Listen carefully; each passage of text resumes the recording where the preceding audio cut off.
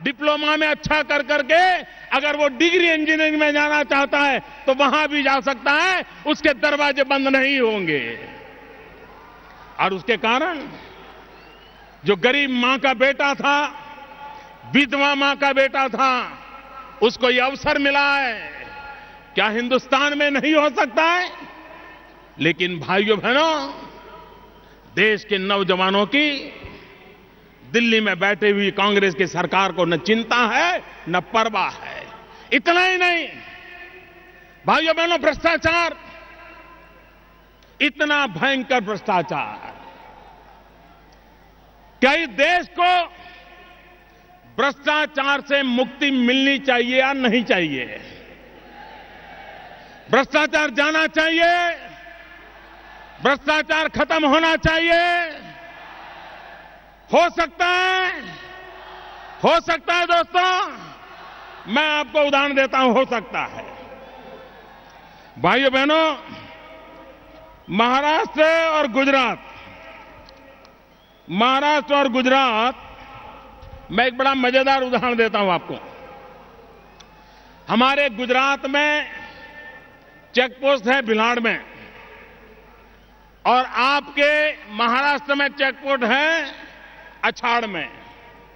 एक ही रोड पर उधर गुजरात का चेक पोस्ट है, 2 किलोमीटर यहां महाराष्ट्र का चेक पोस्ट है।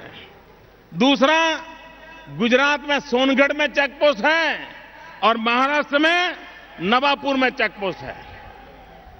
उस रास्ते पर जो व्हीकल गुजरात के चेक पोस्ट पर आते हैं, वही व्हीकल महाराष्ट्र के चेक पोस्ट पर आते हैं। जितना रेट गुजरात के चेक पोस्ट पर होता है, उतना ही रेट महाराष्ट्र के चेक पोस्ट पर होता है।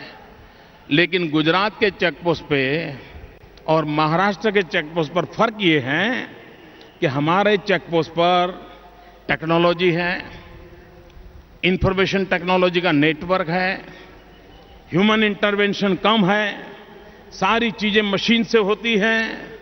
और महाराष्ट्र में चेक पोस्ट पर मैन्युअल होता है।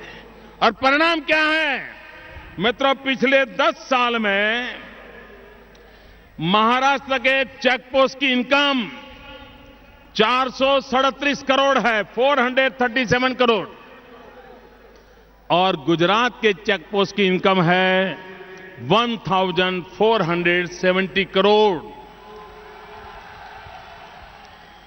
महाराष्ट्र से उसी चेक पोस्ट पर गुजरात की इनकम 1033 करोड़ रुपया ज्यादा है। आप मुझे बताइए, ये महाराष्ट्र के 1033 करोड़ रुपया गए कहां?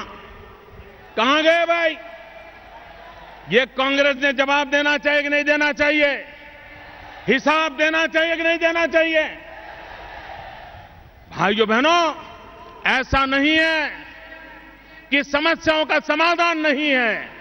आज आप, कोई भी नौजवान होगा, कितनी ही डिग्री पास की होगी, लेकिन वो बेचारा अप्लाई करता रहता है नौकरी के लिए। नौजवान अप्लाई करते रहते हो ना, नौकरी लिए अप्लाई करते हो ना, अप्लाई करते हो, एग्जाम देते हो, फिर भी भरोसा है नौकरी मिलने का? जरा बोलो ना, है भरोसा? मार्क्स अच्छे हैं, एग्जाम दी है, पेपर अच्छा गया है, लेकिन इंटरव्यू आने से पहले खोजता है, यार कोई पहचान वाला ढूंढना पड़ेगा, कोई सिफारिश करने वाला ढूंढना पड़ेगा। अगर सिफारिश नहीं होगी तो एग्जाम में मार्क्स कितने ही क्यों ना आए हो, सिफारिश के बिना नौकरी मिलनी नहीं है।